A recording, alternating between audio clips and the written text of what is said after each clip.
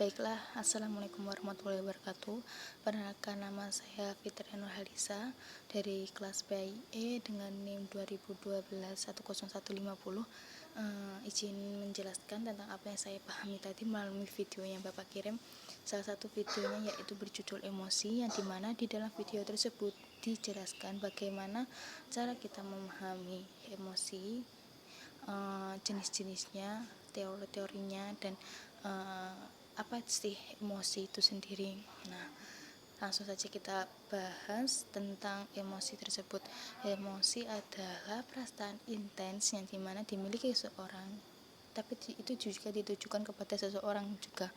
Nah, ditujukannya itu bisa melalui peristiwa atau situasi tertentu. Itu juga dinamakan emosi. Bagaimana cara kita mengekspresikan yang ada dalam kita, itu namanya juga emosi. Nah, di sini ada dua jenis, yaitu positif dan juga dengan negatif. Dimana positif itu seperti kayak kita senang, kita bahagia, itu juga bisa dikatakan emosi. Yang negatif bisa kita marah, kita sedih, gitu. Itu yang namanya jenis-jenis, salah satunya yaitu negatif. Nah, terus selanjutnya pasti banyak teman-teman kalau mengira bahwa emosi itu hanya negatif saja, seperti kita marah, kita terguncang, atau kita sedih, kita meneteskan air mata, itu dinamakan emosi. Tapi tidak.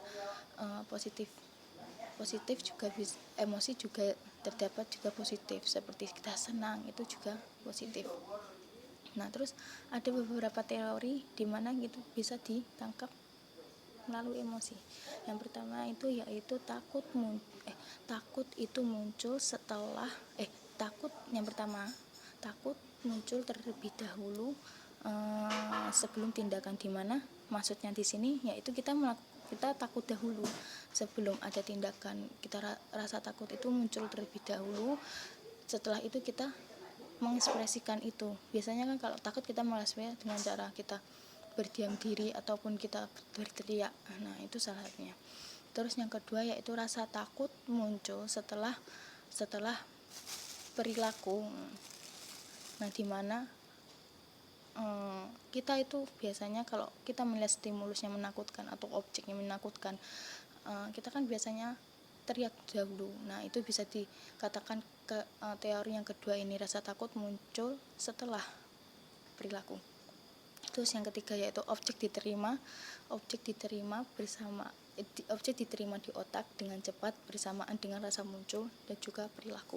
Nah, bagaimana sih ini tuh? Maksudnya gini, kalau semuanya kita bertemu dengan anjing, yang dimana anjing itu membuat kita takut kan, sepertinya kita kan langsung otak kita langsung berpikir ya, oh ini berarti anjing yang galak. Nah, kita mengekspresikan itu dengan cepat.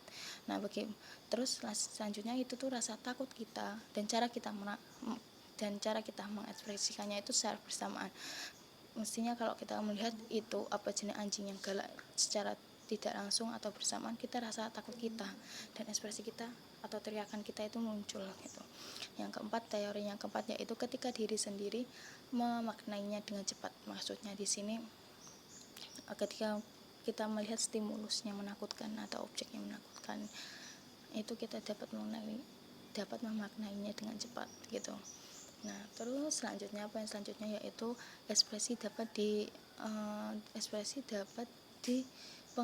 dipengaruhi dengan budaya. Maksudnya gini, kan setiap orang memiliki budaya masing-masing, yang dimana budaya tersebut mempunyai kayak batasan, atau bukan batasan tapi ketentuan masing-masing cara kita mengekspresi. Dengan salah satunya bagaimana cara kita mengekspresikan emosi kita. Biasanya budaya itu sudah mengatur gitu loh. Dengan kayak seperti contohnya kalau kita marah, kita lakukan dengan cara teriakan, itu kan menunjukkan tidak sopan. Nah, di situ contohnya salah satunya emosi dapat dipengaruhi oleh budaya gitu. Jadi di sini itu budaya itu mempengaruhinya gini, bagaimana cara kita mengekspresikan dengan benar dan tempat dan kapan kita dapat mengekspresikannya itu gitu. Terus selanjutnya kecerdasan emosinya, dimana ada 5 yang aslinya ada 5 tapi saya singkat menjadi 4. yang dimana kecerdasan kecerdasan emosi ini itu bisa sebagai patokan menilai orang apakah kita cerdas dalam kecerdasan emosi ini atau tidak. Salah satunya yang pertama yaitu memahami dan mampu mengontrol emosi kita sendiri. Nah, terus yang kedua, memotivasi diri sendiri. Dengan memotivasi diri sendiri itu bisa menilai apakah kita memiliki kecerdasan emosi atau tidak. Yang ketiga yaitu memahami emosi orang lain. Terus yang selanjutnya itu yang terakhir yaitu dapat atau mampu membina hubungan sosial. Nah, dari dari kelima poin tadi kita dapat menilai bahwa kita itu salah satu orang yang cerdas atau tidak dalam menyikapi emosi tersebut. Nah, cukup itu yang saya sampaikan. Maaf apabila terbelit kata. Mohon maaf yang sebesar-besarnya. Akhiron, wassalamualaikum warahmatullahi wabarakatuh.